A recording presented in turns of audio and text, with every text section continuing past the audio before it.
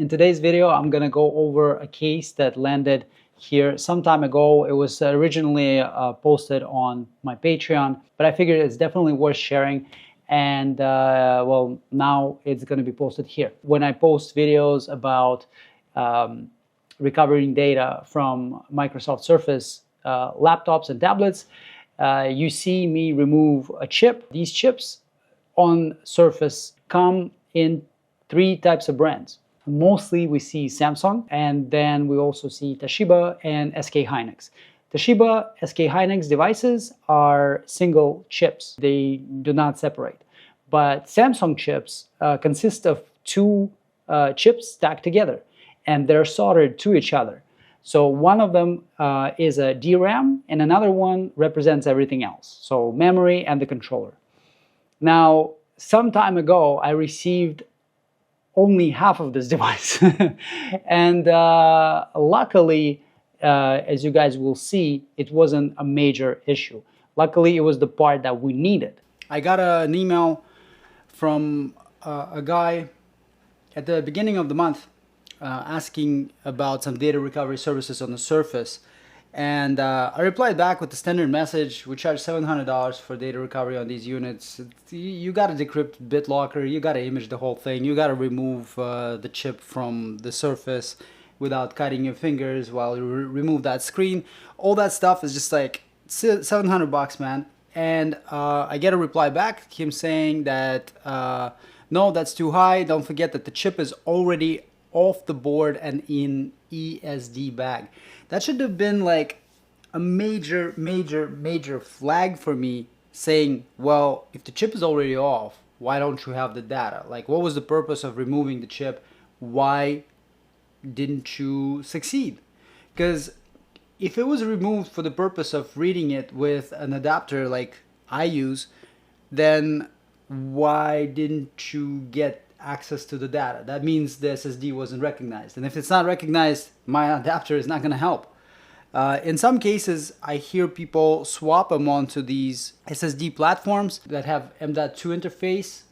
That can also work, but I use adapter that is quick connect. It uses needles similar to like any other chip off tools that I use with the socket.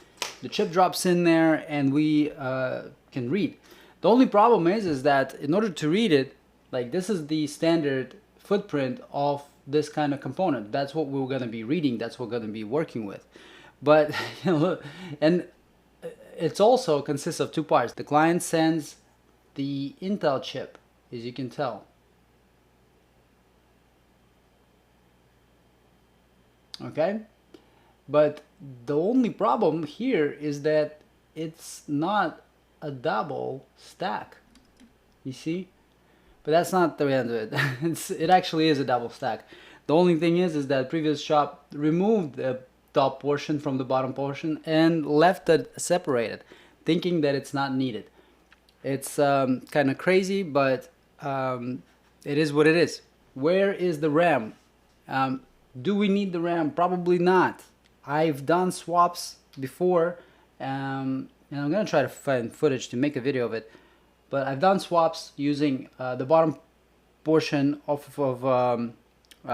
different devices, swapping them over, and they work just fine.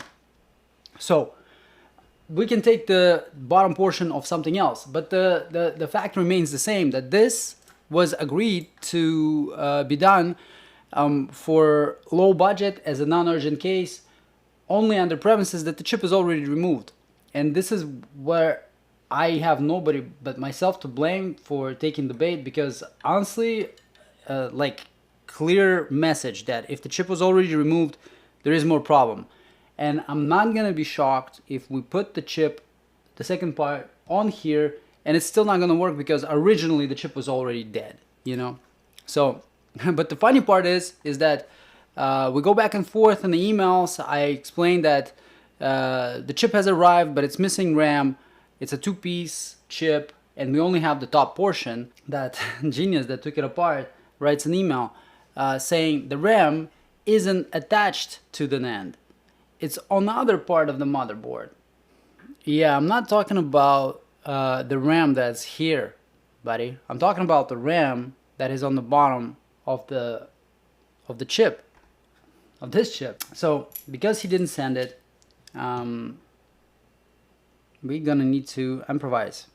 Well, luckily for the owner of this chip, I get to see the Surface devices on a regular. We can solve it by taking the RAM off of a different unit. So I got this chip. This is the adapter. I'm gonna link it up with the key, lock, and twist. Once twisted up, that goes into PC3000. Alright, so here you guys see we have detect option. It detects that it's NVMe. I want to make sure that we can read this SSD proper, because if we can read it, then there is hope for this guy. If it doesn't read, I don't want to use that as a donor, because who knows what's up with this thing. So we got the ID. If we go into sector edit section and read it, there's our sector 0. Okay, we can read the first and last sector. That's all I really care about. Let's close this up and take out the chip. First thing I need to do is separate the top section of the chip from the bottom section. So put it in a vise like this, and then I need a spatula. To make this happen, I have another perfect tool review. Well, not really a tool, but it's a stencil that is now finally available, because I made a purchase from Dolphin before that was just total junk. A stencil that they had for the component right here. Okay, it has a non-standard roster that we will need a specialized stencil for.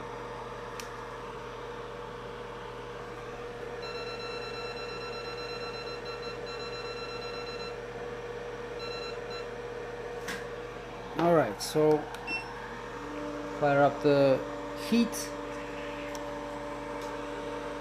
and let's get it to work.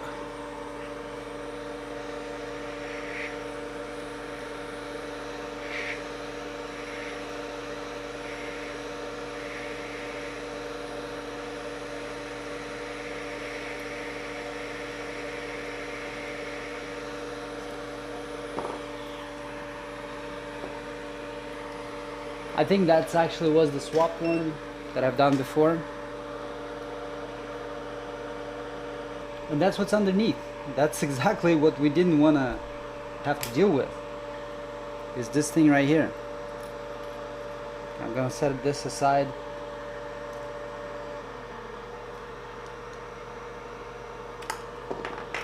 This is my most unfavorite part, because reballing that piece is not bad at all. But the bottom section has these cavities,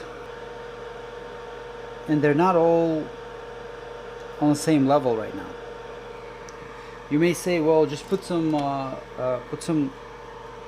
solder paste in there and make it level. Well, that is the plan.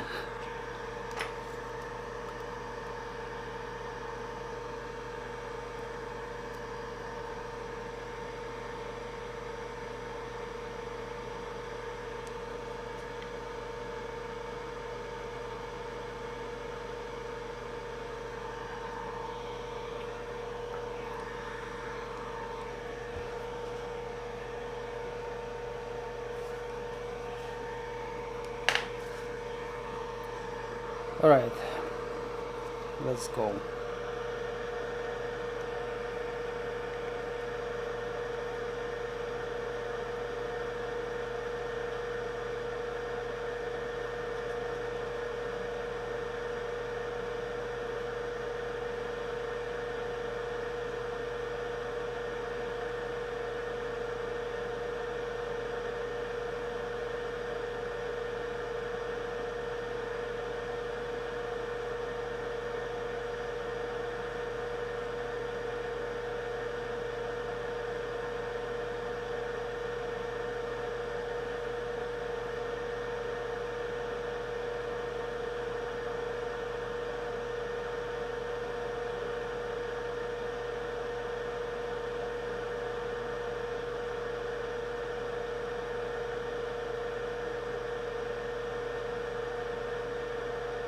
Let's see the results.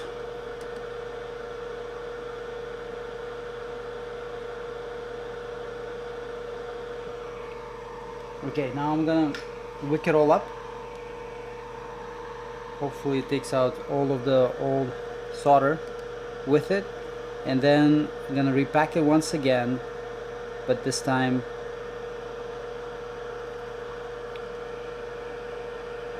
I'm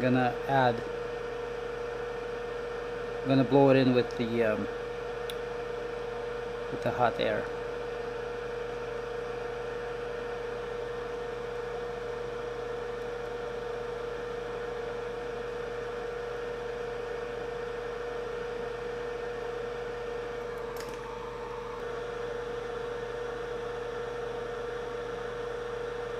Okay, I'm happy with how this one is.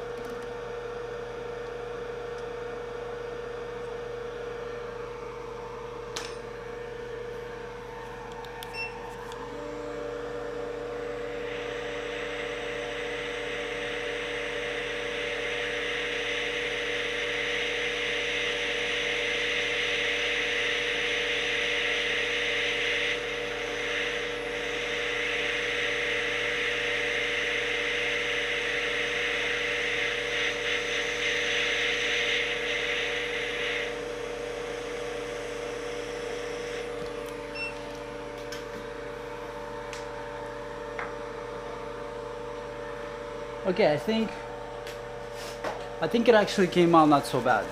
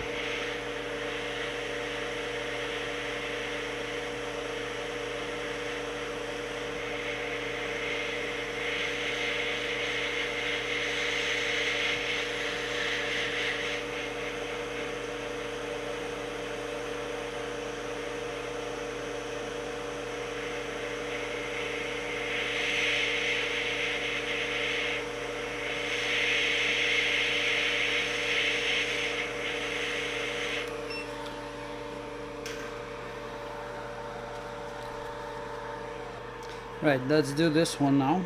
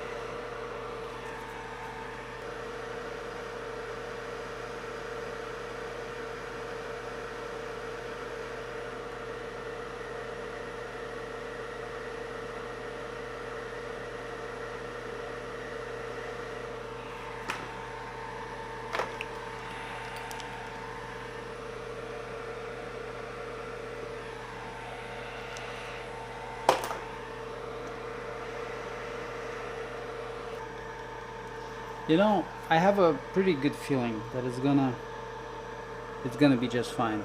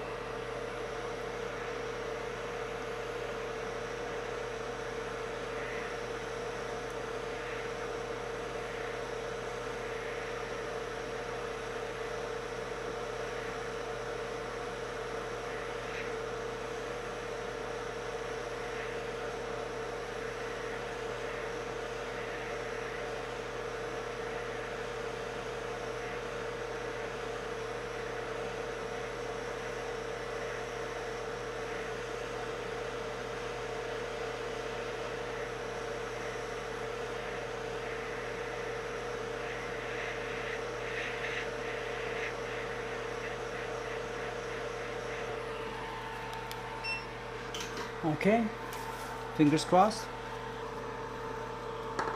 Now the bottom section needs to be flattened out.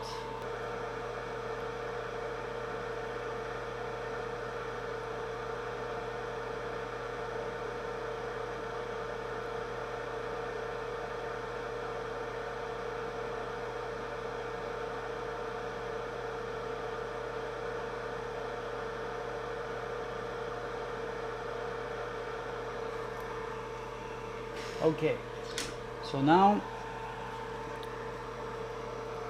it's flat. The profile looks clean, not bowed out, which is a good sign. Sometimes if we apply too much heat, it's gonna start to deform and curve. We don't want that.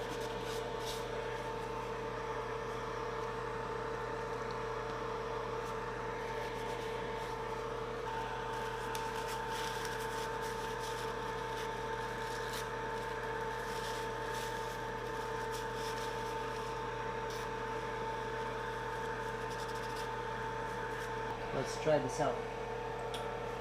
Where is the adapter? Right here.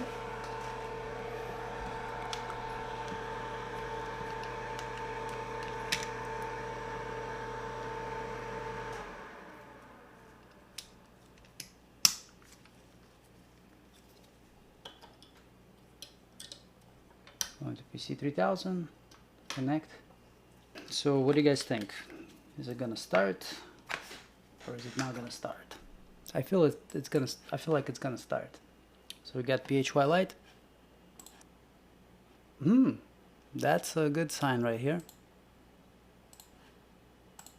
Boom, and we have access, guys. This is this is awesome. So we got our first sector. Now there's a massive chance it's got BitLocker on it.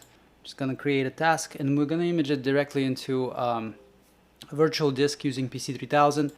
When we go into Explorer view, it's gonna show our partition table, and there, that lock right there. Okay, I got a key from the client finally. Let's hope it's the correct one. So we're gonna use recovery key to decrypt. Awesome. So yeah, now it added a new device, and you see the lock now is unlocked. So when we go in, we can actually see that it's a local disk. We got access to MFT. It should be fully imaged now. Oh, it's not.